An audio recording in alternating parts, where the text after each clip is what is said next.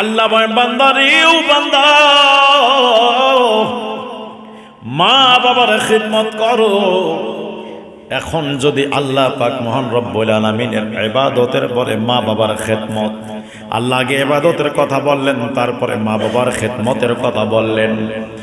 এই দুই জায়গায় আমরা দুর্বল, ইবাদত করতে চাই না, মা বাবার সেবা করতে চাই না।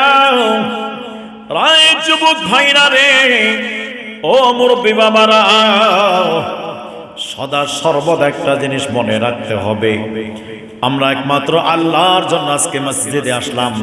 সিজদা দেব আল্লাহকে, আল্লাহর জন্য রুকু করব, আল্লাহর জন্য সিজদা করব, আল্লাহর জন্য সদা সর্বদা মাথা নত করব।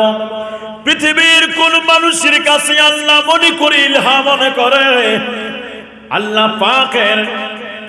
আল্লাহ পাকের সান্নিধ্য যারা পেয়েছেন তাদের কাছে যাব। আবার আল্লাহ পাক মহান রব্বুল আলামিনের ইবাদত বন্দেগী করব। তবে আমরা কোরআন সুন্নাহর বাহিরে কোনো কাজ করব না। আল্লাহ বলেছেন ইবাদত বন্দেগী আল্লাহর করার জন্য, আবার ওই আল্লাহ বলেছে আমার প্রিয় বান্দাদের সঙ্গী তোরা হয়ে যা। আল্লাহ বলেন যে আমি আল্লাহ পাক মহান রব্বুল আলামিনের ইবাদত তোরা করবা, আর অন্য কাউকে পূজা করবা না। আল্লাহ পাক মহান রব্বুল আলামিন এই জায়গায় ঘোষণা দিয়ে দিলেন তোমরা আবার ইবাদত করো। আবার ওই আল্লাহ বলছে সিরাতাল্লাযিনা আন'আমতা আলাইহিম, তাদের পথে পরিচালিত হও যাদের উপরে আমি আল্লাহ ইহসান করেছি। তাহলে তাদেরকে মানতে হবে, এটা ওয়ার্ডার আল্লাহ, বুঝেন ভালো করে। আবার ওই আল্লাহ বলছে ইয়া আইয়ুহাল্লাযিনা আমানু তাকুল্লাহ ওয়াবতাগু ইলাইহিল ওয়াসিলা, আমার বান্দারা তোমরা আমাকে ভয় করো, আমি আল্লাহকে পাওয়ার জন্য মাধ্যম তালাশ করো। তাহলে মাধ্যমটা আল্লাহ নয়, মাধ্যমটা হলো আল্লাহ পাওয়ার একটা উপায়। ঠিক কিনা বলেন? মাধ্যমটা আল্লাহ না, তবে আল্লাহ পাওয়ার উপায়। আল্লাহ পাওয়ার উপায় আল্লাহ এনাদের মাধ্যমেই পাওয়া যাবে। তাহলে এনাদেরকে আমরা আল্লাহ মনে করি না, এনাদেরকে আমরা আল্লাহ মনে করি না, এনাদেরকে আমরা মনে করি আল্লাহ পাওয়ার মাধ্যম আল্লাহর প্রিয় বান্দা, আল্লাহর মুখলিস বান্দা, আল্লাহ পাকের নেক বান্দা। এনারা হলো আমাদের পথ প্রদর্শক। আতিউল্লাহ ওয়া আতিউর রাসূল ওয়া উলিল আমরি মিনকুম। আল্লাহ পাক উলিল আমরি মিনকুমের মধ্যে নবী, উলিল আমরি মিনকুমের মধ্যে আল্লাহ সলফে সালিহিন গণকে রেখেছেন, সোহাদা গণকে রেখেছেন, তাবা তাবেঈনকে রেখেছেন, সাহাবে কেরাম আছেন। এই জন্য এনাদেরকে মানতে হবে, এনাদের পথে মতে থাকতে হবে। রায় যুবক ভাইরা, ও মুরব্বী বাবারা, আল্লাহ পাক মহান রব্বুল আলামিন অন্য কাউকে যদি আনুগত্য করতে না দিত, তাহলে তার ইবাদতের কথা বলার সাথে সাথে ওয়াবিল ওয়ালিদাইনি ইহসানা এটা কথা বলতো না। যখন বলে দিয়েছে বান্দারে তোমরা আমি আল্লাহর ইবাদত করো এবং পিতা মাতার সঙ্গে সৎ আচরণ করো, মা বাবার খেদমত করো। এই জন্য যুবক ভাইরা রে, ও মুরব্বী বাবারা, মা বাবার সেবার কথা আল্লাহ কোরআনে বলেছেন। এই তাফসীর যদি আমরা জানতে চাই, তাহলে সাহাবী রাসূলের কিছু আলোচনা করতে হবে। এনাদের আলোচনা না করলে বোঝা যাবে না। আমার নবী জিহাদের ময়দানে যাচ্ছেন। ইন দ্য মিন টাইমে একজন যুবক আমার নবীর কদমে আসলেন। নবী গো, মাই নবীজি অনুমতি দেন, আমি আপনার সঙ্গে জিহাদের ময়দানে যাব। আমার মায়ের নবী ডাক দিয়া বলেন সাহাবীরে, ওরে আমার যুবক, বলো বলো বাসায় তোমার কে কে আছে? ওই সাহাবী রাসূল বলে, ইয়া রাসূলুল্লাহ, নবী গো, ও ও মায়ের নবীজি, আমার একমাত্র মুরব্বী মা আছে, তোমার মাকে দেখাশোনার করা কেউ আসেনি? বলে না হুজুর, না, আমি একমাত্র আছি। বলে তোমার জিহাদে যাওয়া যাবে না, তুমি তোমার মা বাবার খেদমতে ব্যস্ত থাকো। তাহলে মা বাবার খেদমত করলে লাভ না লস? একটু জোরে বলেন, লাভ না লস? কত লাভ আছে রে যুবক, যুবক ভাইরা। মা বাবা যদি রাজি হয়ে যায়, আল্লাহ পাক রাজি হয়ে যাবে। মা বাবার সঙ্গে কোনো বেয়াদবি করা যাবে না, মা বাবার সাথে কোনো দুষ্টামি করা যাবে না, এমন কোন আচরণ করা যাবে না, এমন কোন ব্যবহার করা যাবে না যে ব্যবহার দ্বারা মায়ের কলিজার মধ্যে শব্দ হয়ে যায়। এটা যদি হয়ে যায়, তোমার পাহাড় পরিমাণ আমল আল্লাহ বিনষ্ট করতে 1 সেকেন্ডও লাগবে না।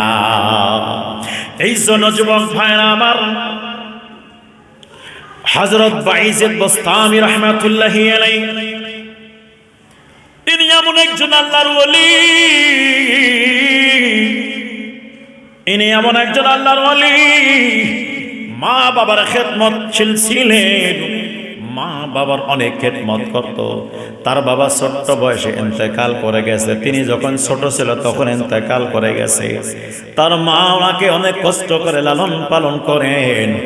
আমার ভাইরা, হযরতে বাইজিদ বুস্তামি রাহমাতুল্লাহি আলাইহি প্রথম দিন যখন মাদ্রাসায় আসলেন, এই আয়াতে কারিমা পড়লেন। পড়ার পরে হুজুরকে জিজ্ঞাসা করলেন, হুজুর এই আয়াতের অর্থ আমারে বলেন। যখন বলল আল্লাহর ইবাদত করতে হবে, মা বাবার খেদমত করতে হবে, এইবার বাইজিদ বুস্তামি বলে, হুজুর আমারে এখন ছুটি দিয়ে দেন, আমাকে এখন ছুটি দিয়ে দেন। উস্তাদ জি বলে, কেন কেন? বলে হুজুর আমার আগে বাসা যাইতে হবে, আমার মায়ের সঙ্গে কথা বলবো। এইবার মায়ের কাছে চলে আসলেন, মা গো, একটা বিষয় জানার জন্য আপনার কাছে আসলাম। আমার আল্লাহ তার ইবাদত করতে বলেছে, আপনারও সেবা করতে বলেছে। আমি একজন মানুষ, দুইজনের কথা কেমনে মানবো মা?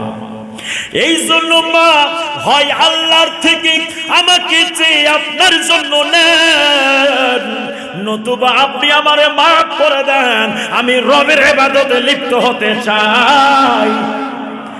যুবক ভাইরা, একবার চিন্তা করে দেখেন, হযরত বাইজিদ বুস্তামি রাহমাতুল্লাহি আলাইহি মায়ের পেটের ভিতরে যখন ছিলেন, ওই সময় ওনার মা সন্দেহযুক্ত জিনিস খেয়ে নিয়েছিলেন। উনি যখন কোনো সন্দেহযুক্ত জিনিস খাইতেন, ওনার সন্তান বাইজিদ বুস্তামি নিজের পেটের, ওনার মায়ের পেটের মধ্যে কম্পন সৃষ্টি করে দিত।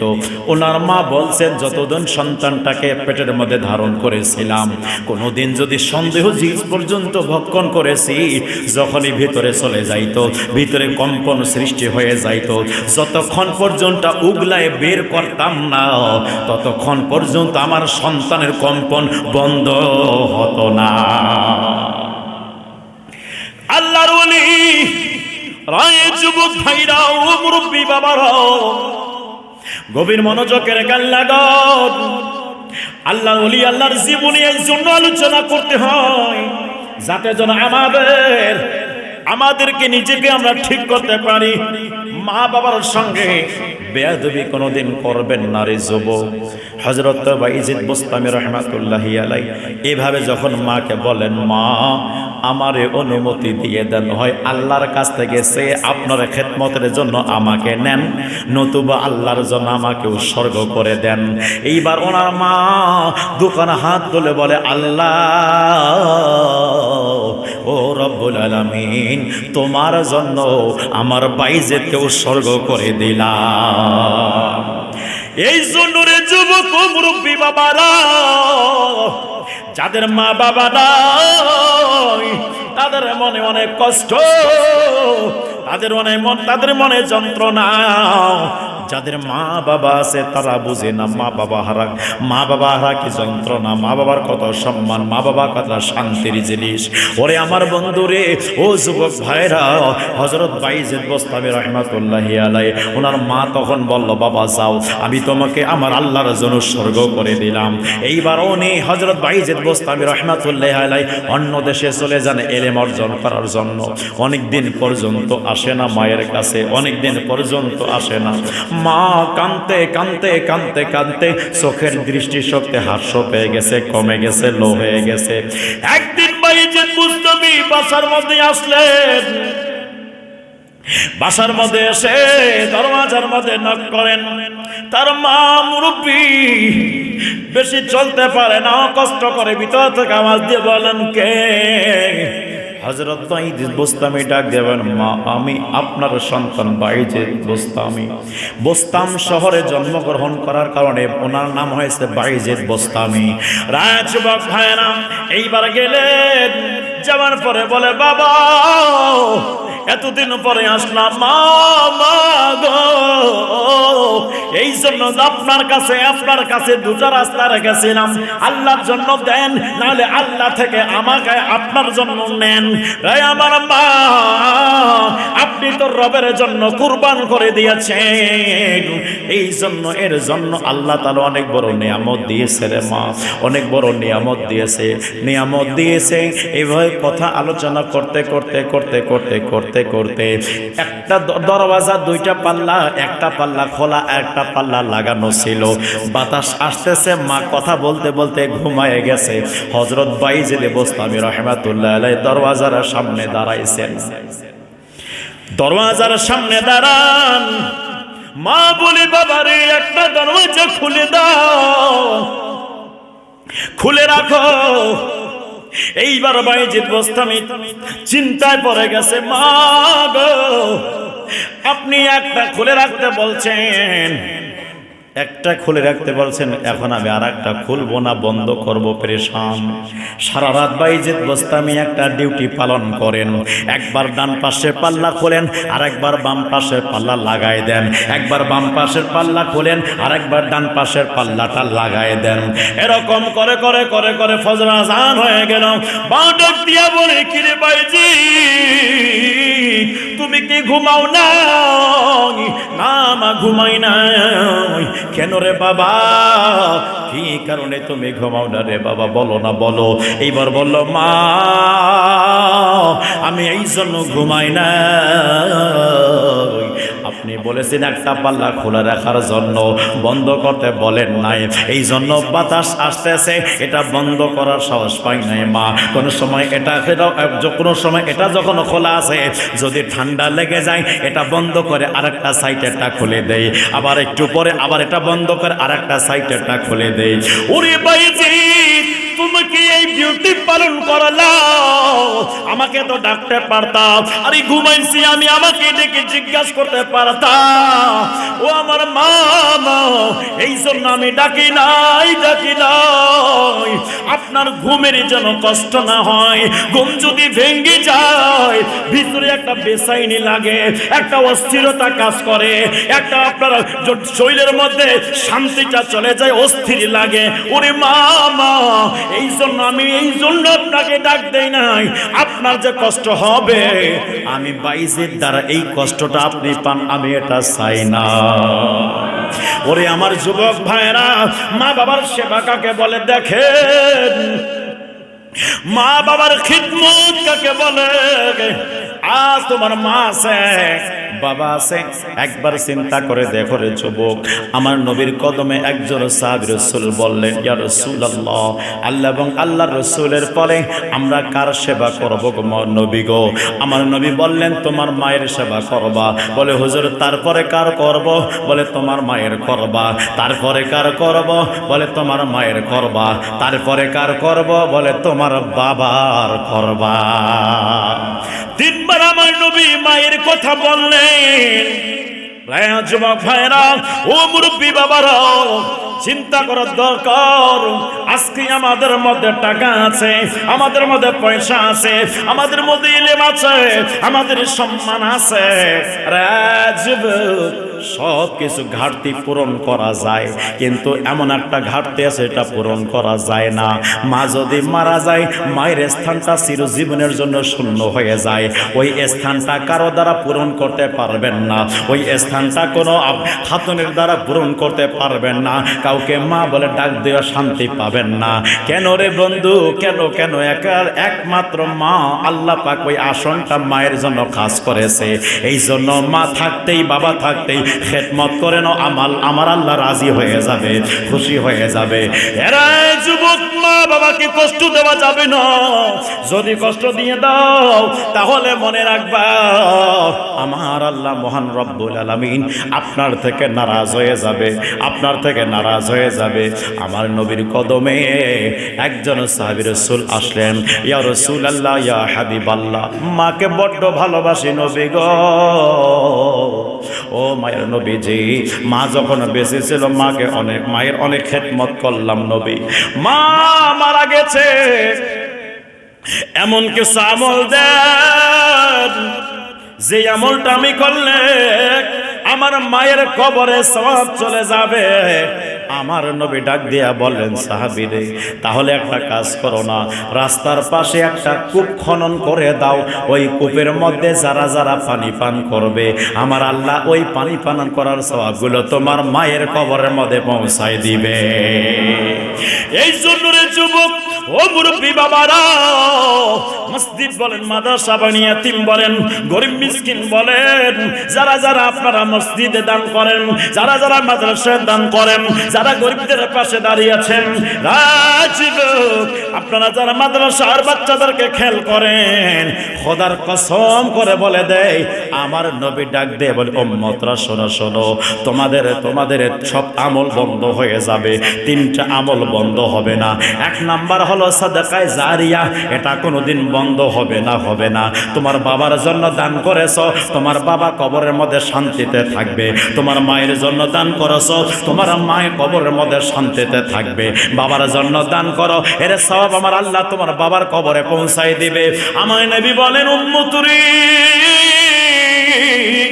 দুই নাম্বার হলো এলেমের খেদমত, অর্থাৎ আমি আলেম আছি আর একজনকে আলেম বানাই দিলাম, আমি হাফেজ আছি আর একজনকে হাফেজ বানাই দিলাম, আমি কারি আছি আর একজনকে কারি বানাই দিলাম, আমি মুফতি আছি আর একজনকে মুফতি বানাই দিলাম। এই যে ছাত্র ছাত্র ছাত্র ছাত্র প্রোটেকশন যত চলবে, এই এলেমের খেদমতটা কোনোদিন বন্ধ হবে না। আমি মারা যাব, আমার কবরের মধ্যে আল্লাহ অটোমেটিক সওয়াবকে পৌঁছাইতে থাকবে। তিন নম্বর হলো নেক সন্তান, নেক সন্তান, নেক আওলাদ। যাদের ছেলে মেয়ে আছে, মেয়েকে হাফেজ বা হাফিজা বানাইলেন, ছেলেকে হাফেজ বানাইলেন, আলেম আলেমা বানাইলেন। যদি আপনি এলেমের খেদমত এইভাবে সন্তানের মাধ্যমে জারি রাখতে পারেন, আপনি আলেম না কিন্তু আপনার ছেলেকে আপনি আলেম বানাইছেন, আপনি হাফেজ না আপনার ছেলেকে আপনি হাফেজ বানাইছেন। এই আলোচনা আমি আগেই করেছিলাম, এই জন্য শুধু টাচ দিয়ে দেই। আপনি আলেম না হাফেজও না, আপনার সন্তানকে আপনি আলেম হাফেজ বানাইছেন। এই আলেম হাফেজ বানানোর জন্য, ওই সন্তানটার জন্য আমার আল্লাহ আপনাকে জান্নাত দান করবে। চিন্তা করার দরকার যুবক ভাইরা আমার। এই জন্য বলছি, মা বাবার খেদমত করো। মা বাবার খেদমত না করলে আল্লাহ রসুল পাওয়া যাবে না, আল্লাহ রাজি হবে না, নবীও রাজি হবে না। একদিন বাইজিদ বোস্তামি রহমাতুল্লাহি আলাইহি আম্মা জান ওনাকে বলল, বাবা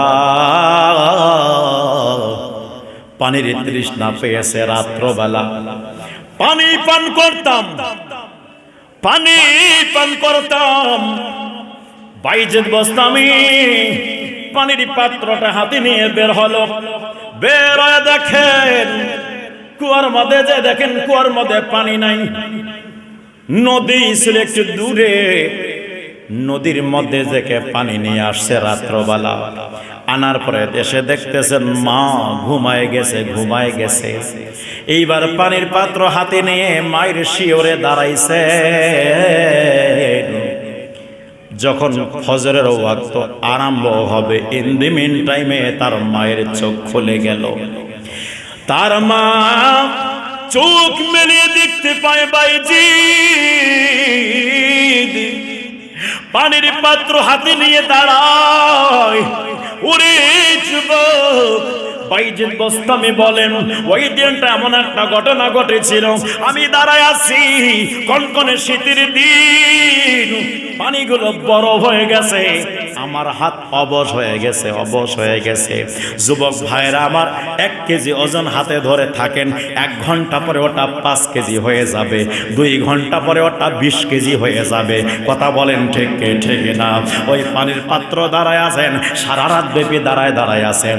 ওনার মা বলল, কিরে বাবা, তুমি কেন ঘুমাও নাই? পানির পাত্র এখানে রেখে তুমি ঘুমাইতে পারতা, তুমি কেন ঘুমাই নয় রে বাবা? এইবার ডাক দিয়া বলে, মা গো, আপনি ঘুম থেকে উঠে পানির পাত্র খুঁজবেন, আপনি পিপাসায় কাতর আছেন, খুঁজতে যে দেরিটা হবে এই কষ্টটাও আমি বাইজিদ আপনাকে দেখতে দিতে চাই না। রাই একবার চিন্তা করো, দেখো মাকে কত কঠোর ভাষায় কথা বলেছো, ওরে বাবাকে কত রাগী নুতু চেহারা নিয়ে কথা বলেছো। বাবা মুরব্বী হয়ে গেছে, বাবাকে আর মূল্যায়ন করো না। মা মুরব্বী হয়ে গেছে, মাকে আর মূল্যায়ন করো না। আরে আমার ভাইরা, কেমন বাড়ির মধ্যে আছে ছেলেকে মা বাবা ভয় পায়, ছেলেকে মা বাবা ভয় পায়। ওরে বন্ধুরি, তোমার কপালে ধিক্কার জানাই, তোমার মা তোমার থেকে ভয় করে, তোমার বাবা তোমার থেকে ভয় করে। এই কপালটা নিয়ে তুমি কেমনে নবীর সামনে দাঁড়াবা? এই কপালটা নিয়ে তুমি কেমনে খোদার দরবারে দাঁড়াবা? কিভাবে দাঁড়াবা রে? হযরত বাইজিদ বোস্তামি ডাক দিয়া বলে, ওরে আমার বাবা, তুমি তো আমাকে ডাকতে পারতা, ডাকো নাই কেন? মা গো, এই জন্য ডাকি নাই। যদি ডাকতাম আপনার ঘুমের ব্যাঘাত ঘটতো মা গো, এই জন্য ডাকি নাই, আপনার কষ্ট পাইতেন। হযরত বাইজিদ বোস্তামির আম্মা ঘুম থেকে উঠে নামাজ আদায় করে দুখানা হাত তুলে দেয়, আল্লাহ, সেই সন্তান আমাকে দিয়েছো, এর জন্য আমি তোমার দরবারে শুকরিয়া। আল্লাহ, মা হয়ে সন্তানের জন্য একটা দোয়া করতে চাই, আল্লাহ কবুল করবানি। আমার আল্লাহর কাছে দোয়া করে, আল্লাহ, আমার সন্তানকে বাইজিদকে তুমি ওলিয়ে কামেল বানাইয়া দাও। ওরে মা যখন দোয়া করছে, মনে রাখবেন আমার ভাইরা, রিভলভারের গুলি মিস হতে পারে, রায় যুবকরি তীর মিস হয়ে যেতে পারে, কিন্তু মায়ের 2টা দোয়া কোনোদিন মিস হয় না, বাবার 2টা দোয়া কোনোদিন মিস হয় না। একটা হলো দোয়া আর একটা হলো বদদোয়া। যদি কষ্ট দিয়ে দাও, মা যদি বলে, বাবা রে, তোমার জন্য অনেক কষ্ট পাইলাম, একদিন বুঝবা। মনে রাখবেন এই কথাটা আল্লাহর আরশে যে ধাক্কা মেরে দেয়, এই কথাটাই আপনার জীবনটাকে সর্বনাশ ঘটাই দিবে। এই জন্য সদা সর্বদা চেষ্টা করবেন মা যেন কষ্ট না পায়। যদি মা কষ্ট পেয়ে যায়, কোনো কথায় কষ্ট পেয়ে যায়, মায়ের পাটা ধরে নেবেন, মা গো, ভুল বুঝি আপনাকে কষ্ট দিয়েছি, আমারে মাফ করে দাও। আপনার মা যদি আপনারে মাফ করে দেয়, আমার আল্লাহ আপনারে ক্ষমা করে দিবেন। কিয়ামতের ময়দানে অসংখ্য ছেলেগুলো, অসংখ্য যুবকগুলো জান্নাতে যেতে পারবে না। কেন যেতে পারবে না জানেন? একমাত্র মা এবং বাবাকে কষ্ট দেওয়ার জন্য। মই মা যদি আল্লাহর কাছে আপনার নালিশ দাঁড় করে দেয়, আপনার বিপক্ষে নালিশ দাঁড় করায়, আপনার বাবা যদি আপনার বিপক্ষে আল্লাহর কাছে নালিশ দাঁড় করায়, চিন্তা করে দেখেন অবস্থাটা কি হয়ে যাবে। আল্লাহ এই সূরাতুল বনী ইসরাঈল 23 নম্বর আয়াতে কারিমার শেষের দিকে আল্লাহ বলেছে, বান্দা, ও বান্দা, তোমার মায়ের সঙ্গে এমন ব্যবহার করো না, তোমার মা কষ্ট পর্যন্ত হয়ে যায়, এই শব্দটা বের হয়ে যায়। এই শব্দটা যদি হয়ে যায়, আমি আল্লাহ আরশে আজিম কম্পন সৃষ্টি হয়ে যায়। এই জন্য রে যুবক, মা বাবার পদতলে সন্তানদের বেহেশত। যে ব্যক্তি মায়ের কদমে কদম বুসি করবে, মায়ের কদমে চুমু দিবে, ওই ব্যক্তি আমার আল্লাহ পাকের জান্নাতের চৌকটের চুমু দিয়ে দিবে। রে যুবক, যাদের মা নাই, বাবা নাই, যাদের যাদের মা বাবা চলে গেছে কবরে, এইটু ভাগ্যটা হলো না যাদের মা বাবা বেঁচে আছে। আপনারা মায়ের সেবা করবেন, কষ্ট দিবেন না। নিজের স্ত্রীর কথা শুনে মায়ের বিপক্ষে হবেন না। নিজের বেগমের কথা শুনে মায়ের প্রতি রাগ দেখাবেন না।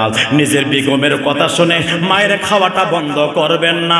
এই জন্য রে যুবক, আপনি কেমন খাচ্ছেন, আপনার মা কেমন খাচ্ছে একটু দেখার দরকার আছে। আপনি গোস ভাত খাচ্ছেন, আপনার মা ভর্তা ভাত খাচ্ছে, ভাতের রুচি নাই, তরকারি অভাবে, ভালো তরকারি ভাত খাবার রুচি নাই, আপনি ভালো করে খাচ্ছেন। খোদার কসম বলে দেই, আপনি যে শান্তির খাওয়াটা খাইলেন, মা কষ্ট করতেছে, এই শান্তির খাওয়া কোনো কাজে আসবে না। এই শান্তিটি একদিন বিশাল বড় অশান্তি হয়ে দাঁড়াবে। কথা বলেন ঠিক কিনা? অনেকে আছে নিজের স্ত্রীর কথা শুনে মা বাবার সঙ্গে খারাপ আচরণ করে। কথা বলেন, কথা বলেন, আছে কিনা? এরকম অনেক সংসারে আছে, বিয়ে করার পরে কয়েকদিন পরে আপনার পৃথক হয়ে গেল, জুদা হয়ে গেল। রায় যুবক ভাইরা আমার, মুরব্বী বাবাজিরা, গভীর মনোযোগের কান লাগান। বাপ থাকলে বাপের খবরটা নেবেন, মা থাকলে মায়ের খবরটা নেবেন। মা কেমন আছে, কি খাচ্ছে, কিভাবে আছে, এগুলো দেখার দরকার আছে কি আছে না। যদি তুমি এগুলো মাইনাস করে দিয়ে আল্লাহ পাকের ইবাদত করতে করতে একদম তাহাজ্জুদ গুজারি হয়ে যাও, আর মা যদি তোমার নারাজ থাকে, তাহাজ্জুদ তোমার কোনো কাজে আসবে না, আগাবিন তোমার কোনো কাজে আসবে না, ষষ্ঠের নামাজ কোনো কাজে আসবে না, তোমার দোয়া আল্লাহর দরবারে কবুল হবে না। কারণ একটাই, কারণ তুমি তোমার মা বাবার নেক সন্তান তো হও নাই, মা বাবার সঙ্গে একটা বেয়াদবিকারী সন্তান হয়েছো, যার কারণে তোমার সমস্ত আমলগুলো বরবাদ হয়ে যাবে। এই জন্য আমরা সকলেই মা বাবার সেবা করতে চাই কি চাই না? মা বাবার সেবা করবেন।